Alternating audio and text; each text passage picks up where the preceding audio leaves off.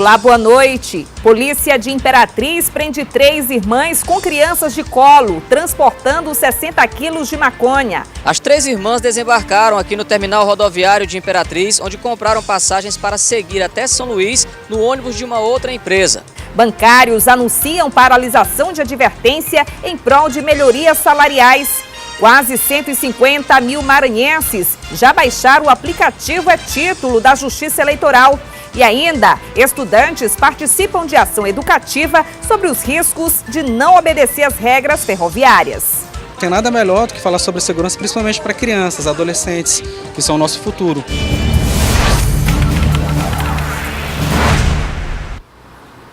Um advogado de 59 anos morreu na noite desta quarta-feira após um acidente de trânsito em Imperatriz. Ele estava na garupa de uma motocicleta que foi atingida por um carro.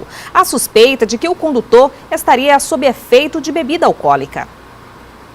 O acidente aconteceu no cruzamento das ruas Brasil e Santo Cristo, na Nova Imperatriz. Era por volta de 8h30 da noite quando o condutor da caminhonete avançou a preferência e atropelou os 2 homens que trafegavam numa moto. O condutor da motocicleta foi socorrido com ferimentos leves. Já o garupa, o advogado Gildenor dos Santos Piaulino, de 59 anos, morreu dentro da ambulância a caminho do hospital.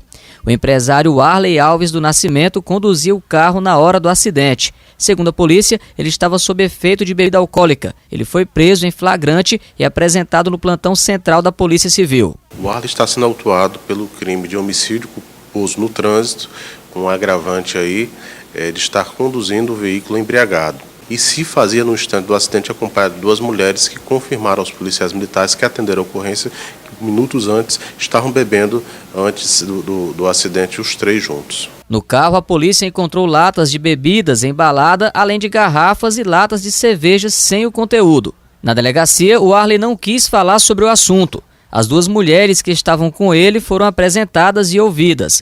O condutor também foi ouvido na manhã de hoje e autuado por homicídio culposo. O corpo de Gildenor dos Santos é velado na sede da OAB, subseção de Imperatriz. O condutor da moto e genro do advogado conta detalhes sobre o acidente. Todos perceberam que eles estavam embriagados, o pessoal da caminhonete. E nessa situação, se o rapaz não tivesse embriagado, ele provavelmente teria freado no impacto, e só que não aconteceu isso. Ele, ao bater, viu que a gente estava caído, ele acelerou, tentando se evadir do local. E com isso passou em cima da moto e em seguida em cima do meu sogro. Queremos justiça, não queremos fazer nada além que não esteja na nossa possibilidade em agir corretamente. Mas que não fique impune. Isso não é algo simples, não. Amigos e colegas de profissão do advogado vítima do acidente também cobram justiça. A classe advocatícia hoje ela amanheceu nessa tristeza, né? Porque o doutor Gildenor era uma pessoa muito querida no meio da classe. Nós, advogados e amigos do doutor Gildenor, nós vamos fazer de tudo para que realmente o condutor desse veículo pague nas formas da lei e da forma correta. Em adesão à paralisação nacional, as agências bancárias do Maranhão devem abrir as portas 1 hora mais tarde nesta sexta-feira. A paralisação é resultado da falta de acordo na rodada de negociações entre patrões e empregados que ocorreu na última terça-feira. Os bancários rejeitaram a proposta da Federação Brasileira dos Bancos, que previa um acordo para o período de 4 anos. Durante esse tempo, o reajuste salarial da categoria seria feito por meio do índice da inflação do período, que hoje é de 3,88%, bem inferior ao aumento de 22% pretendido pelos empregados. Além disso, pela nova proposta de convenção coletiva de trabalho, foram retiradas regras que a categoria entende ser prejudicial para os trabalhadores. Os banqueiros apresentaram uma proposta de vigência do acordo de 4 anos, mas nesse acordo não prevê nenhuma cláusula que proíba as terceirizações. Ao nosso ver, se a gente assinar um acordo de 4 anos sem a garantia de não terceirizar os serviços, o que vai acontecer em pouco tempo é cada vez mais demissões e terceirizações no setor. Por conta disso, bancários em todo o país decidiram fazer uma paralisação de advertência nesta sexta-feira, quando as agências bancárias vão atrasar em 1 hora a abertura das portas aos clientes. E essa paralisação pode se transformar em uma greve, caso as reivindicações dos empregados não sejam atendidas pelos patrões. O presidente do Sindicato dos Bancários do Maranhão compreende que os banqueiros podem ceder para chegar a uma proposta mais adequada para a categoria, uma vez que ninguém lucrou mais do que os bancos nos últimos anos. Só em 2017 foram 80 bilhões de reais divididos entre os 5 maiores bancos do país, enquanto no mesmo período 18 mil bancários perderam o emprego. Após as assembleias que ocorreram em todo o país no dia de ontem, ficou definida aguardar as negociações no dia 17 e, após essa data, definir um indicativo de greve, caso essa proposta não seja melhorada. O que nós temos visto na mesa de negociação é uma intransigência muito grande por parte dos banqueiros em conceder os direitos que estão garantidos na Convenção Coletiva de Trabalho. E a seguir, polícia prende 3 irmãs com crianças de colo, transportando 60 quilos de maconha. E ainda, quase 150 mil maranhenses já baixaram o aplicativo título da Justiça Eleitoral.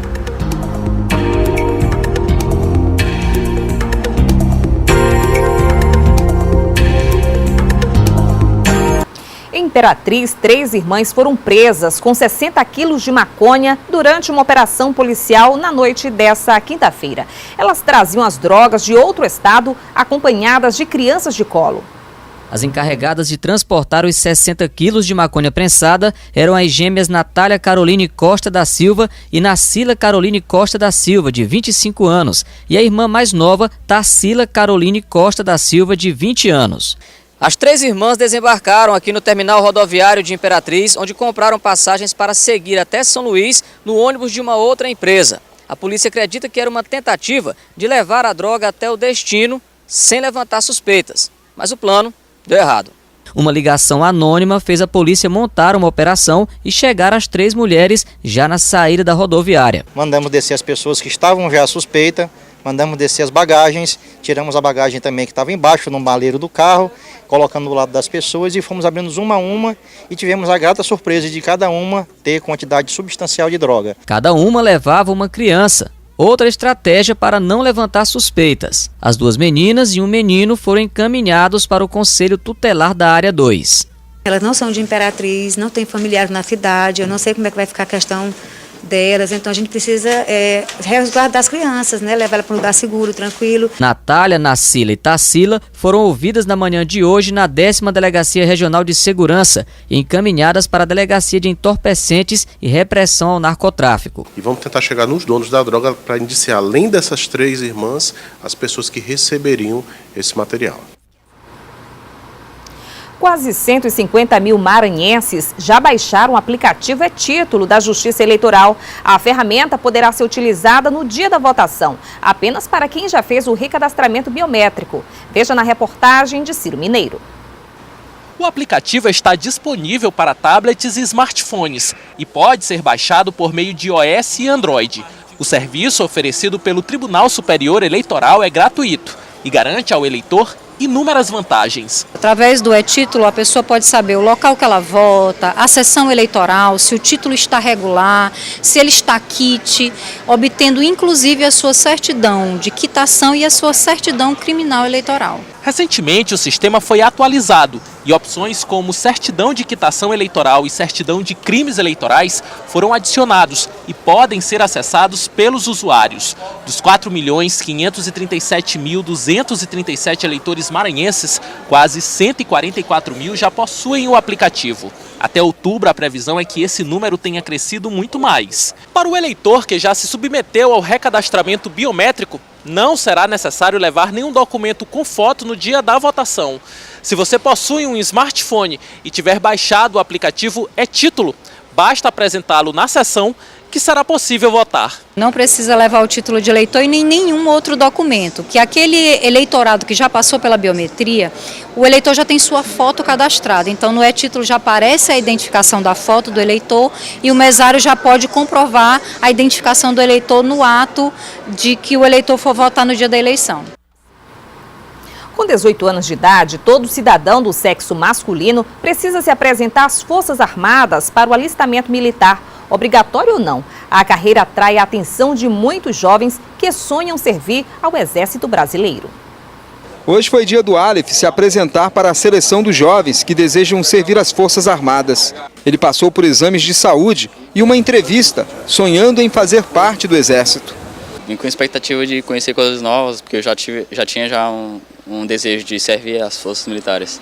Como ele, outros 6 mil jovens da capital fizeram um alistamento obrigatório para as Forças Armadas neste ano. 4 mil foram dispensados sem precisar fazer a seleção.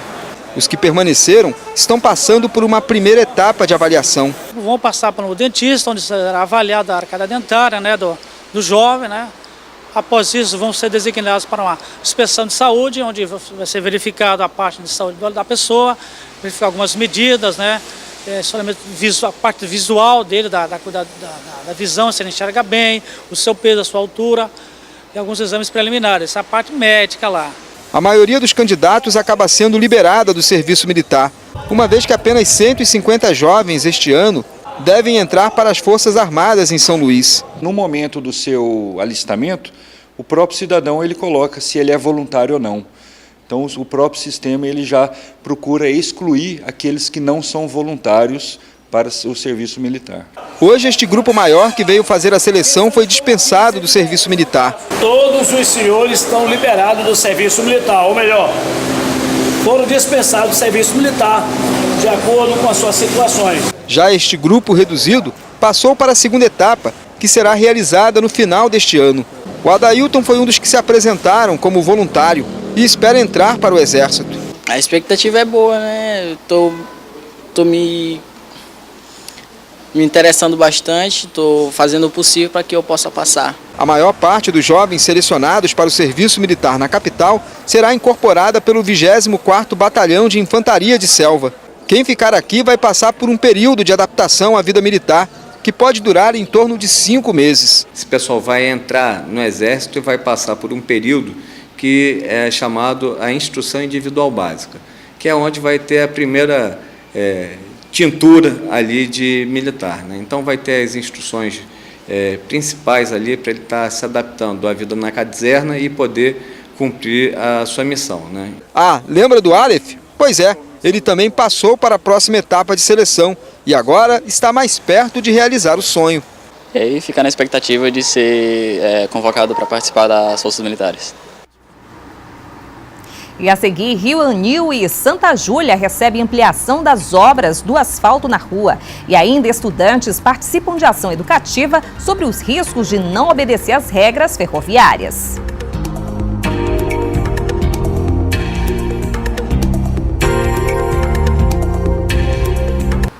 Com o fim das chuvas, foram reiniciadas as obras de pavimentação asfáltica em vias do bairro Rio Anil, em São Luís. O programa pretende implementar mais de 100 quilômetros de asfalto em dezenas de bairros da cidade até o fim do ano.